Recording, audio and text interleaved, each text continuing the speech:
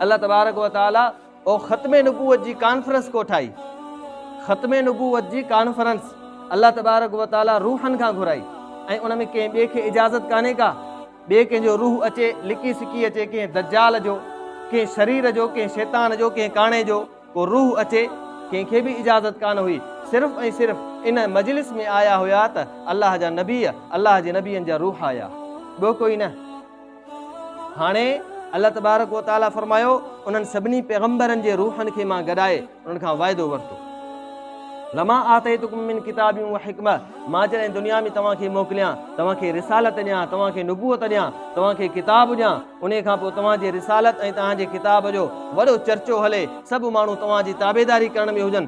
उन खां पोइ सुम्म जाअकुम रसूलुम मुसद्दिकुल लिमा माअकुम, हाणे जेकॾहिं मुंहिंजो महबूब मुहम्मद करीम अची वञे तव्हांजी रिसालत में, तव्हांजी मौजूदगी में, सुम्म जाअकुम रसूल मुसद्दिकुल लिमा माअकुम, जेको तव्हां वटि किताब हूंदो, जेका तव्हां वटि नबूवत ऐं रिसालत हूंदी, उन जी तस्दीक कंदो। माना जंहिं नबीअ जी तस्दीक, जंहिं नबीअ खे सर्टिफिकेट तस्दीक वारो मुहम्मद करीम ॾींदो, उहो ई नबी हूंदो, ॿियो कोन। हाणे उते आलम अरवाह में नबीअनि जे रूहनि खां जेको वाइदो वरितो, माना सम्झो त हुज़ूर सल्लल्लाहु अलैहि वसल्लम जन तस्दीक वारो सर्टिफिकेट हर नबी खे हवाले कयो।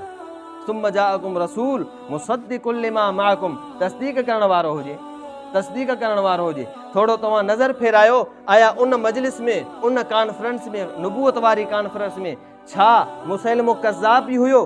छा उन मजलिस में इहे जेके 30 अचण वारा नबी कूड़ा, अल्लाह जे नबी फरमाए इहे हुया, या उन्हनि में ग़ुलाम अहमद कादियानी लानती मिर्ज़ा इहो हुयो? तव्हां नज़र कयो, तव्हांखे को बि इन्हनि में दज्जाल ऐं कज़ाब न मिलंदो, सिर्फ़ ऐं सिर्फ़ सचो पैगंबर मिलंदो।